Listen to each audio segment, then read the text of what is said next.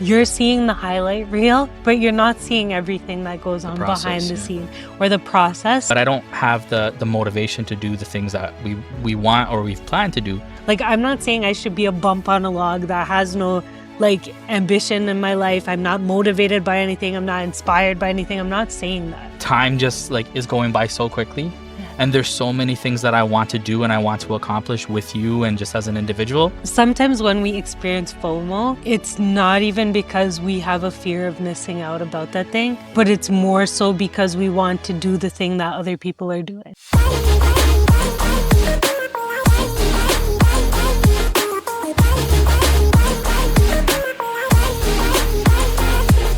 Here we explore everything from faith to relationships to personal growth and purpose.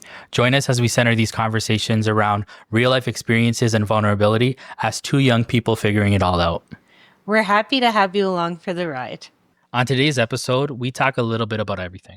We truly get into the everything in between of our slogan of love, life, and everything in between. So even though today's episode may not be so topical, we hope that you find something today that resonates with you. We're so glad that you're here. So I thought we'd start today's episode with a headspace check. So why don't you tell our listeners and viewers where you're at right now, how you're feeling, how's your mental health doing right now? I think that is a question where you often feel like you have to respond with good. But in efforts to be true to what we said about this podcast, I feel like not the best. And I actually had a appointment with my therapist today, and we were talking about the same kind of question that you're asking, and how am I doing? How am I feeling? These kinds of things. And I think I can't really pinpoint one specific reason why I feel the way that I feel, but it's an accumulation of a lot of different things. One of which being the fact that I'm turning 30 this year. And I know you're already old, so wow, you don't know, you're not feeling this probably. I'm kidding. But I think I'm dealing with feelings of am I where I wanted to be in life now? Am I the person I want to be at 30 years old? Have I accomplished the things that I wanted to accomplish by now? And then also the tail end of that is also recognizing that because I'm also getting older, everyone around me is getting older as well. And I think that's something hard to grapple with, in that you're excited to be moving forward and moving ahead. But it also means that there are endings and stuff that are coming up. Your dog recently passed. My dog is turning 16 this July. So I'm prematurely grieving things, which is probably not a healthy way to experience life. But I think where I am right now is kind of sitting in the midst of all of these different conflicting feelings of not knowing and anxiety and all these kinds of things. But I think side note, I think it's important to take those to Jesus and to also get help. Yeah. So whether that be things like therapy, I think it's really important to know that you don't have to go through those things on your own. Is really important. You shouldn't be feeling that because you're a married woman, is what some people might say to you. What do you say to that? Because you're in this new space of marriage, you should be overjoyed and happy. Yeah. Well, I think that is one of the reasons why people don't get help. Because it's oh, you're a mom, people are depending on you, so you can't possibly need help. Or you're a husband, your family needs you, your wife needs you, so you can't admit that you need support. And I think the answer to that question is that, so what? Yeah. So what if you're a wife? So what if you're a doctor, a lawyer, a teacher, a Christian even? Yeah. You can still struggle with your mental health, and you are still allowed to get the help that you need. Yeah. And so this isn't a pity party type of podcast episode. Yeah. But I think the way that we said we want to come to this and talk about figuring life out, I think this really is kind of the space we're in right now, and traversing these waters that are not rough, so to speak. There's no conflict, or there's no big tumultuous waves. Yeah. But it's just the fact that okay, maybe other things are contributing to feeling a little seasick or something like that, to use that analogy. But I think wifedom has like, or wifehood maybe, has like revealed to me the fact that like I like am older, like I'm growing up in a way that like other seasons of my life I probably wasn't as aware. Like when I was 28 and like a single person, like 2 years shouldn't make such a difference. But for some reason, like also like adding the fact that now I'm married, like I'm thinking about a lot of other things that come with the territory of being married, I guess you could say. I don't know if this is like an immigrant parent thing or just like a cultural thing, but some people will say to you, well, perspective is what you need because you have A, B, and C. You shouldn't be experiencing sadness or depression or anxiety. But I think it's important to note that you can feel pure joy simultaneously while you can feel fear and sadness and be in this grieving process. And I think it's important for not just husbands but spouses in general. And I've had to learn this myself because I think there was a season in our life where I thought that I was responsible for your happiness. Yeah. That I thought that if you were sad, it's because I wasn't doing a good job being a spouse. And one, that's just so self-centered because you're putting your partner's happiness all upon your performance, which is not healthy in general. But two, and it's assuming you have the capacity to like affect that in that way. And it's also such a cop-out way of like not actually trying to persevere and work through day by day what your partner's going through. Yeah. I think because people see the behavior or the change in behavior of their partner and think that like this is not where I want them to be, but like this is also not where I want to be too. Because as a person who's experiencing something, of course, as your partner, I want to see you well. But then it's like, oh, they're in this space where they're sad, so I guess now I have to be sad. Yeah. And I don't think that that's something that's true. Yeah. I think that you, in order to help your partner, don't have to now drop in your happiness or the joy that you feel. But that actually can be like a light and encouragement to that person. And I think that's important too, because maybe sometimes people feel it's like, oh, my partner might resent me if like I'm experiencing joy while they're experiencing sorrow. And I think I've experienced exactly what you've described. Like your happiness will rub off on me or like be contagious. And like, that's not to say like I'm never happy. Like, I just feel like I'm experiencing this period of like ambivalence and weariness about like what's to come. And like, as I like press into like God and like therapy and those kinds of things to like help me deal with those uncertainties, I think it is encouraging to like see you be like fulfilled in your passion to like joy of life, to like feel inspired by that. And I guess there's also going to be different seasons of our life. Like, not that we're always going to be on the same page and not that we're always going to be at differing space in different spaces. Or different wavelengths. But, you know, there is going to be a season where I'm going to feel what you're feeling. Yeah. And one, you're navigating and kind of paving the way through that space because this is a space we've never been in before. And two, you'll be more equipped to be able to support me and then also support yourself in the future as those things continue to come up. I think for where I'm at right now, I'm experiencing two things. I feel just really tired, like physically, mentally, even spiritually. And I have this massive feeling of FOMO in a lot of different areas of my life. Yeah. And in terms of being tired, I mean, apart from just being physically tired because, you know, I work during the day, go, you know, 3 days a week, I'm going in person and then I'm coming back home and then there's responsibilities. I think I also feel like mentally and emotionally drained sometimes because things tend to compound on each other. And then when I come home, you know, and I know that part of that is I should probably be getting better sleep and be going to the gym and drinking more water, like that big water bottle you got me from Dollarama and my 2,000 milliliters I need to drink a day. Like there's practical steps that I can be taking. But I think when things can seem so overwhelming, we don't always have the best regimen to counteract that. And sleep is one of those things that everyone's like, you should get 7 to 8 hours of sleep. But I'm coming home maybe around 6 p.m. I actually just came home before this podcast and I don't necessarily feel like recording a podcast today. I don't feel like recording content. I feel like sitting on this couch with one of those soft blankets on your lap right now and eating some flaming hot Cheetos and watching. I already ate them. And watching Mufasa. I already ate them. Which is what we're going to be doing later.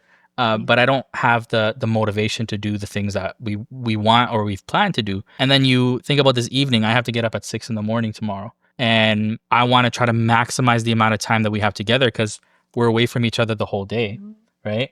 So it's not that I have like trouble sleeping. You know that if I hit anything yeah, you that's like fall asleep, remotely soft, like a or pillow, even if it's not soft, you'll I'm still I'm knocked out, right? Yeah.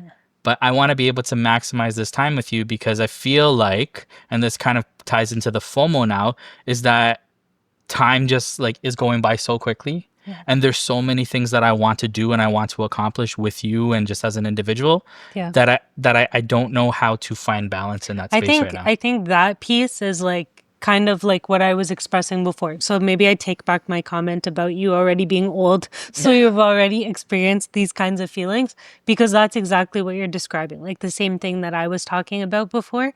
And like, it's like this idea of like also like FOMO, but also like the comparison trap. Yeah. I think it kind of like works hand in hand. And like for me, it's been like parsing out like what things do I actually care about or want to do versus like what are other people doing that I'm like seeing them doing, that I'm experiencing FOMO about, that I'm like they're doing it, so then maybe I need to be doing that as well. Yeah. Do you know what I mean? Because like sometimes when we experience FOMO, it's not even because we have a fear of missing out about that thing, but it's more so because we want to do the thing that other people are doing. And doing it at a certain age. I know Yeah. you're 29 and you're creeping up on 30 this Don't year. remind me.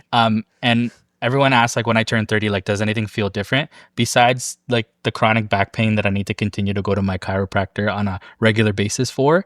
I think when I hit 30, Yeah. it became ever more apparent to me that there's certain things that I haven't done yet in my life Yeah.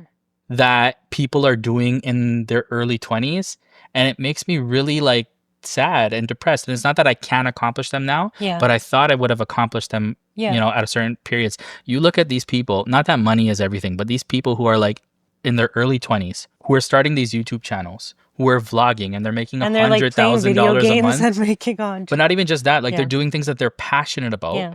that things that we are currently doing or that we have a desire to branch off into, and we're just not there yet. And I mean, that could be for a multitude of reasons, but I think it's weighing on me heavily that I want to make sure that I'm maximizing my time even in the spaces that I am passionate about, so that I don't feel like I'm living a life that's a continual like cycle or a continual routine, but doing stuff that matter to me. We had Yeah. this conversation yesterday, like whether it's your career or whether it's a passion project, like I want to make sure that I have impact in what I'm doing, Yeah. that I feel intrinsic joy and value from what I do. And I don't know that I necessarily am in that space right now. So I think that's something that's just really been racking my brain and Yeah. weighing heavily on me. I think like on this idea of like where you're at versus where other people are at, and like the whole timing thing, I think society has like constructed this narrative that if you don't meet certain like milestones by a certain level Yeah. or like age, that you're never going to get there. And I don't think that that is true. Yeah. And like one of the things, like if I can share about one of the things that I'm thinking about, is obviously like from the day that we got married, people have been asking me, so when are you going to have like a baby? Like what's that like?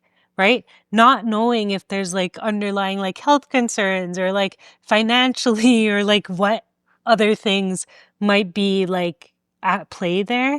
But like people have just like imposed this thing on me and on us that like, you know, this is what you need to be doing now Yeah. because you've gotten married. So that box has been checked, but now there's this box, right? And as much as I want to be a mother, I also feel that God has like equipped me for the place that I'm in right now in my life and for the work that I'm doing. Like I really truly felt that I came into that by no other way but by like God's grace.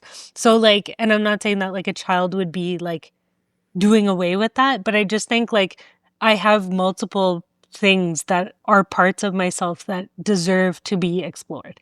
right? And so that's just one example. Like everyone's like, oh, by the time you turn 30, like you get like the chances of like getting pregnant naturally and blah blah blah. Like it, like you see it all over Instagram or like TikTok or whatever the case is, and like everyone wants to say that. But there are also lots of stories with people having children after 30 who are like totally healthy and who are totally fine, and like the kids are like healthy and happy and thriving and whatever. And so like all of that to say, like I'm not saying like wait till you're 30 to have kids. I'm also not saying have kids when you're 15. Like I'm just saying that I think we make a lot of our decisions based on what society tells us we should be doing, as opposed to like seeking God's wisdom and guidance to help us make those decisions. Right? Like I shouldn't be like leaning on my understanding of like what society thinks I should be doing with my body or with our marriage or with my career or with our finances even. I should be obviously talking to you, but I should be looking to God for, well, how do you want me to steward this money? How do you want me to use my giftings and my passions to like be of impact in the world? So I think like that's a really big thing. But like back to what you were saying about like FOMO, I think a really big thing for me, like I had a conversation with myself the other day when I was reflecting, and I was like, everybody on Instagram has like a mansion, okay? And like I'm super grateful for our home. Like when we came from a place where we didn't think it would be possible to have a home, like to have something that we can call our own, I think is just really like important and like such a testimony. But like I found myself like the other day and I was like, well, I want to have a mansion too. And like then I had to like pull myself back, like reel it in. And I'm like, we struggle sometimes just to keep this one clean. Could you imagine if we had a mansion? Like right now, we don't have, in these career building years, we don't have the like physical wherewithal to be able to do that. Right? And so like as much as it would be nice to have a mansion, or like as much as it would be nice to go on a million vacations per year, or like as much as it would be nice to insert whatever, like are these things that I actually want in this season of life, or am I wanting them because I see other people doing them and I think that's what I should be doing? This is a perfect analogy. This house analogy is a perfect analogy for, I think, how God chooses to bless those that he loves. And right now I've been watching House of David on Prime Video. And I really love the story of David, but it's so conflicting in understanding the logic, because David literally served the man who he was taking the anointing from, not that personally, but God had given him this anointing, but he had to serve him, and he had to look at that throne that Saul was sitting on every single day, maybe clean it or play his harp or do the lowest of lows in terms of duties and jobs. And he had to wait 15 years until he got elevated until that point. So imagine if we knew that in 10 to 15 years, you were going to get that mansion. What would you be doing in that time? And you're right. Like if we had a mansion, we can't even fathom cleaning or maintaining that house. But I think it's because God knows our capacity and he gives us grace for the new seasons we enter into. It's not like we're going to get into a place where we're going to be absolutely perfect to be able to manage or handle that. Like when we got this house, we weren't in perfect standing in every single area of our life, but he knew that he was going to be giving us this new challenge or this new space to be able to enter into. That's a really good point. I think looking so much into the future is debilitating in some ways because it paralyzes you from being present in the right now, like in the blessings that are right now. And like, this is not to say you shouldn't be ambitious, right? Like, I'm not saying I should be a bump on a log that has no like ambition in my life. I'm not motivated by anything. I'm not inspired by anything. I'm not saying that. But if your constant like life driving force is to only look for the next thing or to get the next shiny thing or to like get the next level of whatever the thing is, sometimes that can be really draining and exhausting too. Like I think there's only a small percentile of people that can have that and have it be sustainable. But for the rest of us, for the other 99.9%, like you need to be able to find joy. You need to be able to find contentment. That's why there are so many people who are at like the upper echelon of society that have still fallen to their demise and like taking their own life, for example, or succumbing to depression or whatever the case is, because those things don't fuel your soul. right? And so if I'm always busy trying to run alongside the rat race of keeping up with the Joneses, there is no room for me to stop and like breathe and like just be. We realize that social media exacerbates this feeling of comparison trap. Like, I need to be in this space that someone else is, or I'm constantly on this small device on my phone, seeing people just having excess and excess. But you know what? I actually listened to a podcast today, and it's interesting. There's this shift lately of moving from this like toxic positivity towards vulnerability and just this sense of realness that people have. Because I was watching how like the vlogging space has changed, and how it used to be like, oh, this is my mansion or MTV Cribs, to now like people attaching, you know, like a GoPro to their shopping cart at the grocery store and showing them how they're actually shopping during like this terror four. And that has become so viral lately because people want to see realness these days. I'm sure there's still people that live in that space of vanity, but one of the reasons why, again, we started this show is because we just want to take you through our process and walk you through that. And it's also a great way just to like look back over time to say, hey, this is where we were and this is what God brought us to. But in that space, I know one of our wedding videos, like you mentioned, went viral, right? And there was a mixed set of comments in that post, like people saying, oh my God, we love this. Which I want to preface by saying, like, we were posting our wedding content not for virality. Is that even a word? Virality? Yeah, like not for it to go viral, but more so because I think people deserve to see that healthy, godly relationships exist and it's not like a myth or a fantasy. And so, yeah, continue. Now that we've seen all of these comments from that video, people were saying that this is beautiful. We like to see God's love on display. Wow, this is a beautiful wedding. And then there's people saying like, this is not worship. Like, where's the actual worship? Or why are you posting this? Like, and I think implying that we're doing it for vanity.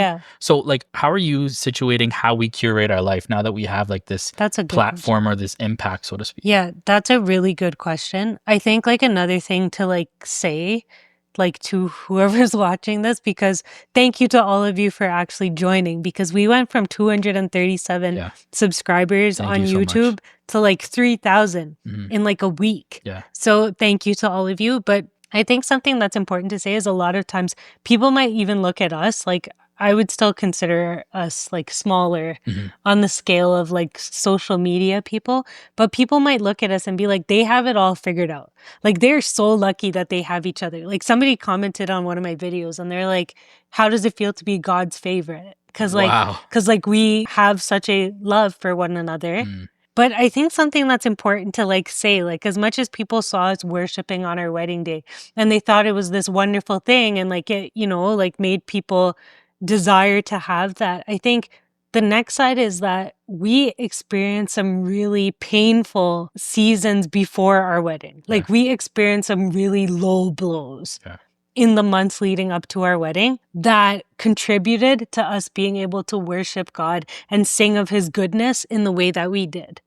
Right? Like it wouldn't have held as much weight as it held, but it held that weight because we experienced God literally guiding us through some of the darkest times of our lives. So all of that to say, I think a really big thing to realize as well is that you're seeing the highlight reel, but you're not seeing everything that goes on behind the scene or the process. And so even reminding myself of that, like, yes, somebody might be in the space that I want to be, or like they have the things that I want to have, or they, you know, have experienced whatever, like even like in terms of fitness, like maybe they have the physique that I desire to have, but they've also put in the work, right? And so I can't expect my day one to look like their 365-day journey. That's a really big thing too, I think. And like us in terms of like the content that we push out or what we're curating, I think I really want like the focus of that to be that authenticity, to be that transparency, that like, yo, this is our day 2 of a journey that like we're walking right now. And like when we look back on this podcast like that, we can see the growth, but we can also see the ways in which that growth is not linear, that it might be like sometimes it's okay and then sometimes it regresses, but that's totally okay. I think death is a very sobering thought and topic that weighs on my mind every day. I ask my friends a lot, what do you think people will say at your funeral when you die? And legacy and impact is something that is always on my mind. Yeah. So I think in everything that we do and everything that we pursue, I'm constantly thinking about the decisions we make today are going to affect not just our future selves, but our future generations to come. Yeah. And I think I've thought more about this more potently in this season of marriage and this season of thinking about being parents in the future than ever before, because I don't want to live this life just for gain, just for vanity. And I also don't want to necessarily be remembered in like a popular type of way, but in a way that someone can look at our lives and say, like, they kept God at the center. Yeah. They trusted God, and these are the fruits of their sacrifice and their perseverance. And I truly believe that sacrifice, perseverance, and faith are some of the things that'll carry us from glory to glory, from Yeah. different season to different And season. discipline too, Yeah. I think. Yeah. Yeah, I think that's a very good point. My therapist was actually asking me something worded a little bit differently, but like when it's all said and done, like what do you want to leave behind? And I think like our pastor was saying a few Sundays ago that you don't bring anything in the casket with you, Facts. right? Like you have your life experiences, but you're not going to bring the 14-bedroom house. Like you're not going to bring what's like a fancy car. Why am I going to a Bugatti Veyron when it's not like the most fancy car, like a Porsche 911? Okay, yeah. So you're not going to bring that with you. Like you're not going to bring the 16-carat engagement ring with you to like your casket. And I think like the thing that we sometimes forget is like while these things are nice to enjoy in the now, it's like the essence of who we are and like how we made people feel that like stays. So I know this is like the most typical question that everyone asks you, but where would you like to see yourself and you would like to see us in the next 5 to 10 years? I think in the next 5 to 10 years, like I truly and wholly believe that no matter what it is to come, that like God will have our back. And like I can say that because I've seen it. Like I've seen us not have a clue how we were going to get to the end point. Yeah. And like God has made a way. And so I know that no matter what the next would you say 5 years? 5 to 10 years. Let's just do 5. So, and no matter what that 5 years is It's hard gonna, to see past 5 years. yeah, I know. And no matter what that I'll be 35 at that point. Wow. So like no matter what that 35 milestone looks like, I know that God will provide. I know that he will open doors and opportunities, and I know that he will hold us exactly where we need to be. But I think to answer your question, like for what I can do, I think I want to be in a better shape physically. I want to be in a better shape psychologically, like mentally. I want to feel more equipped to like handle like the ebbs and flows of life. I feel like sometimes when something like comes to like throw me off my rockers, like I'm completely derailed.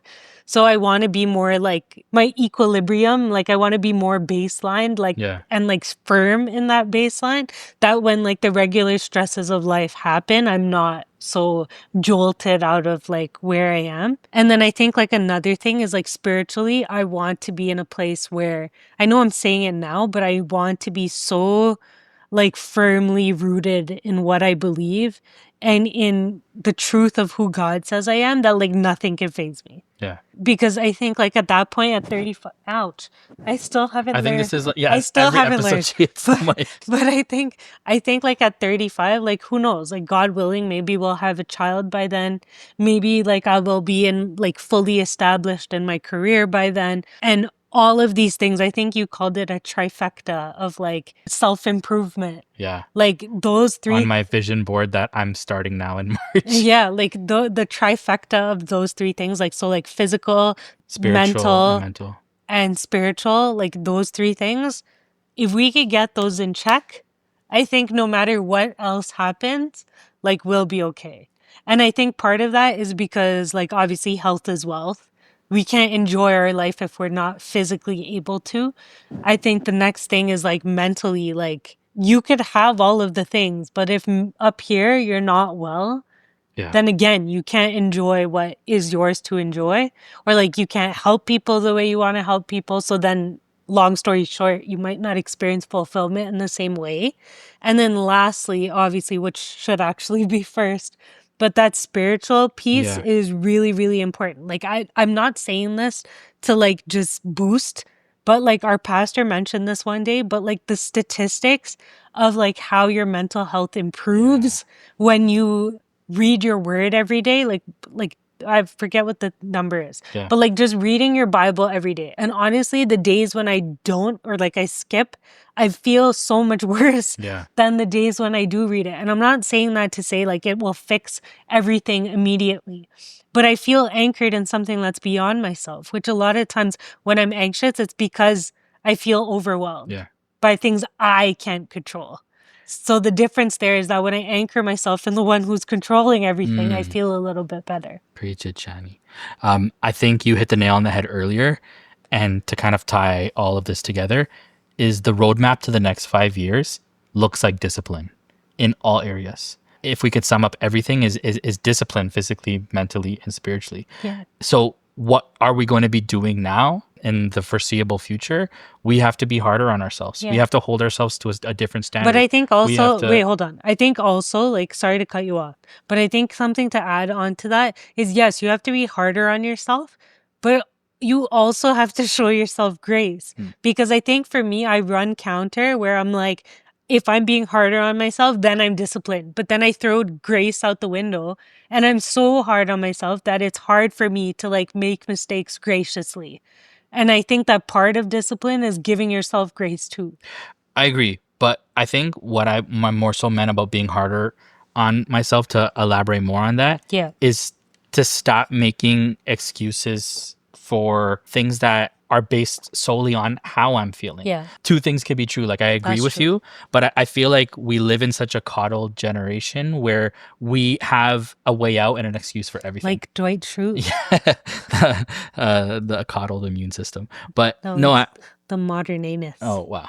Okay, we're going there. Yeah. So I feel like discipline is going to carry us into that season where we want to see improvements in our life. So I know for me right now, it may seem like a small step for man, but like I said before, Small step for Matt. yeah, small step for Matt. But I need to be sleeping better. I need to be in my word. I need to be, if I can't be praying and in my word every day, then I personally feel like I'm failing at life. Yeah. And that might sound harsh to someone, and I might sound legalistic, but I don't mean just for the sake of reading and doing. But if I'm not having a relationship with God every single day, I feel like I'm failing in life. And I think we need to get uncomfortable by having certain conversations and setting certain standards in our life in order to get to that new space. Because insanity is trying to do the same thing over and over again, expecting a different result the next time. And in order to actually experience increase, in order to actually experience improvement in our life, you have to hold yourself to a different standard. Mm-hmm. So that was a lot of things that we talked about today. But I think like therapy, it feels so much better to actually go through that. And like get it off your chest. Yeah.